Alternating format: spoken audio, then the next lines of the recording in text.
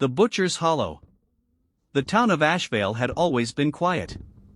A sleepy place tucked between miles of dense forest, where everyone knew everyone and strangers never stayed for long. But there was one place no one spoke about. The butcher's shop. It sat on the edge of town, where the houses thinned and the trees crept closer. A squat, weathered building with a faded sign above the door. Riley's Meats, fresh daily.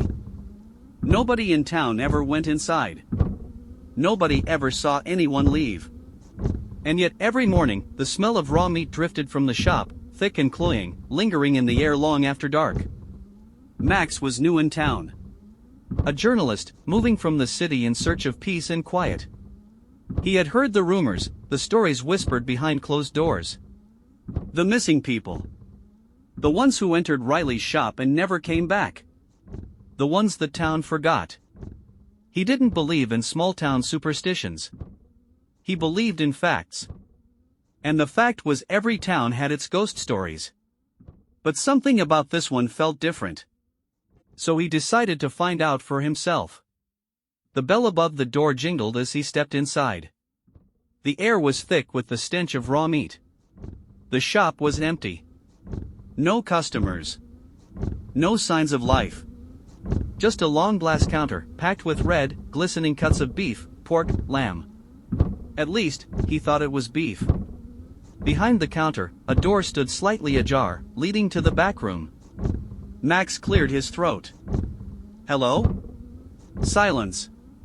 He stepped forward, the floorboards creaking beneath his feet. Then, a sound. Soft. Wet. The slow, deliberate scrape of a knife against bone. The door swung open. And he stepped out. Riley. The butcher. Tall. Broad. His white apron stained dark red. His hands, large, thick-fingered, held a cleaver, the blade dripping. But it was his eyes that froze Max in place. Dull. Hollow. Hungry. The butcher smiled. Fresh meat, he asked, his voice a slow, gravelly rasp. Max's mouth went dry. Something was wrong. He turned to leave, but the door was gone. The walls had shifted. The counter had stretched. The meat in the display case twitched. And the butcher. The butcher stepped closer. Don't go yet, he whispered. His grip tightened on the cleaver. Max's breath came fast, sharp, panicked. Behind the butcher, the backroom door swung open wider. And Max saw them. The hooks. Rows of them. Lined with slabs of meat that weren't beef. And the faces. Still attached. Still staring. Still screaming. The butcher grinned, raising the cleaver. Max screamed. And outside, the town of Ashvale remained quiet. As it always had. As it always would. To be continued. The Butcher's Hollow, Part 2. Max's scream barely left his throat before the lights flickered. For half a second, the shop blinked out of existence. When the light returned, the butcher was closer. The cleaver dripped. Not with blood. With something black. Thick, oozing, writhing. Max's chest tightened. His vision swam. Something was wrong. This place, it wasn't real. The walls stretched too far. The floor sank under his weight like wet meat. The door was gone. The windows were gone. The counter pulsed. And the meat inside it was breathing. Max staggered back, bile rising in his throat. The butcher tilted his head. Not hungry? His voice was wet. Thick. Like something crawled beneath his tongue. Max's stomach lurched. This wasn't a shop. It was a mouth. And he was inside it. The butcher stepped closer. Max bolted. Straight through the open doorway into the back room. The cold room. The air was freezing. The back room wasn't what he expected. No metal counters. No knives. Just a hallway. Long, narrow. Wrong. Meat hooks lined the ceiling. But the slabs of meat hanging from them weren't dead. They twitched. Some had arms. Some had legs. Some still had eyes. And every single one of them was watching him. A soft whimper escaped Max's lips. A hand twitched. Fingers curling toward him, reaching. A face turned. Mouth frozen in a silent scream. Max ran. The hallway stretched. The floor groaned beneath his weight. And behind him, the butcher followed. His cleaver dragged against the wall. Scrape. Scrape. Scrape. The sound crawled into Max's bones. You don't get to leave, the butcher rasped. Max's legs burned. His lungs ached. He didn't stop. The hallway tightened. The ceiling lowered. The walls breathed. And then, a door. At the end of the hallway. A single, rotting wooden door. Max lunged for the handle, throwing himself against it. The door flung open. And he fell. The basement. The air changed. It was wet here. The ground wasn't ground. It was flesh. Max gagged as he pushed himself up. His hands sank into the pulsing floor. A heartbeat pounded beneath him. Ba-dum. Ba-dum. Ba-dum. The room was massive. Like a cavern, stretching into darkness. And lining the walls were cages. Dozens. Hundreds. Filled with people. Max's pulse spiked. He could see them. Some had been here for years. Their bodies withered. Their eyes sunken. Some weren't human anymore. Their skin was peeling. Their mouths were stitched shut. And some were fresh. Max's stomach turned. One of them stirred. A woman. Barely alive. Her lips parted. And in a voice that barely existed, she croaked. Help us. Max stepped back. His foot slipped. And he looked down. At the floor. At what he was standing on. Faces. Hundreds of faces. Stretched and fused into the floor, their mouths moving, whispering, pleading. And then, a voice in his ear. No one leaves the butcher's shop. Max turned. The butcher was there. And this time, he wasn't alone. They rose from the cages. They crawled from the walls. All of them. The lost ones. The missing. Their stitched mouths ripped open. And they screamed. Max screamed with them. The butcher raised his cleaver. And everything went black. To be continued. The Butcher's Hollow, Part 3. Evil always wins. The blackness didn't last. Max felt his body, felt the cold, the dampness seeping into his bones.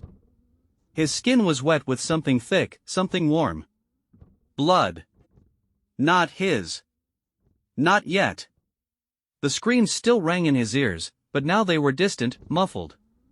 The air smelled like rot and raw meat. Something was breathing nearby. Not human breathing. Something slow. Wet. Hungry. His head throbbed as his vision returned. He was on the floor. No, not the floor. The meat. The faces. They moved beneath him, stretching against his skin, their mouths forming soundless pleas. Max tried to push himself up, but something yanked his arms back. Chains. Rusty, thick, clamped tight around his wrists, pulling him toward the ceiling. A slow creak echoed as the chains dragged him up, inch by inch. No. No, no, no. He kicked, thrashed, but the flesh-covered walls gripped his legs, pulling him closer, forcing his body to rise. Above him. The hooks. Rows of them, gleaming, waiting. The butcher stood below, watching. Smiling. His cleaver dripped. But Max wasn't the only one. The cages were empty now.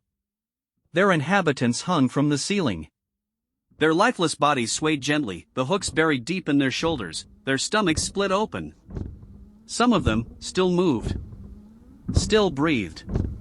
The ones who had been here for years, they were no longer human. They had become part of the walls, the floors, the ceiling. Twisting, whispering, feeding the hollow. And Max was next. He let out a final, desperate scream. The butcher grabbed him. Pulled his body higher. The hook was right there. Cold metal pressed against his spine. And then, a flash of movement. Ryan. Covered in blood. Running. A rusted knife in his trembling hands. His eyes were wide, wild, alive. He lunged, slicing through the chains on Max's wrists. Max fell. Straight onto the pile of meat below. His bones screamed in pain. Ryan grabbed him, his breath ragged. Run now. Max didn't hesitate. The walls howled as they tore through the butcher's cavern, sprinting toward the exit. The lost ones reached for them, clawing, wailing. The tunnel shifted, twisted, trying to pull them back. The butcher roared. Max could hear him behind them. Running. Fast. The air was thick with rot. The ceiling dripped. The exit. A small sliver of light ahead. They pushed forward. The butcher's voice rumbled through the walls. You don't get to leave. Ryan shoved Max forward, forcing him through the opening. Max hit the dirt, gasping. The forest. They made it. Ryan was right behind him. Almost out. Almost. A hand burst from the darkness and yanked Ryan back inside. His scream was cut off. The door slammed shut. Max stumbled forward, his body shaking, his mind screaming at him to do something. He turned, clawed at the door. Nothing. No seam. No handle. Just smooth wood. Like it had never been a door at all. A deep, guttural laugh rumbled from the other side. Max backed away. The butcher's voice, softer now. There's always more meat. Max turned and ran. Epilogue. The town of Ashvale didn't ask questions.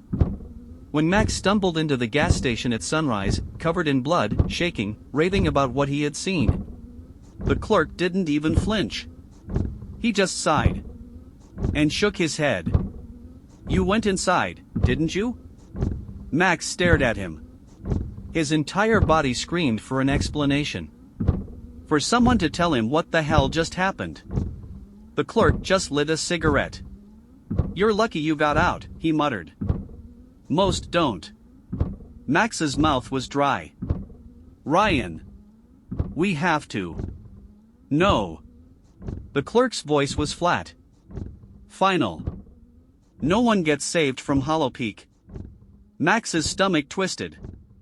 The police. The clerk exhaled smoke through his nose. You really think they don't know? Max's blood turned to ice. A long silence.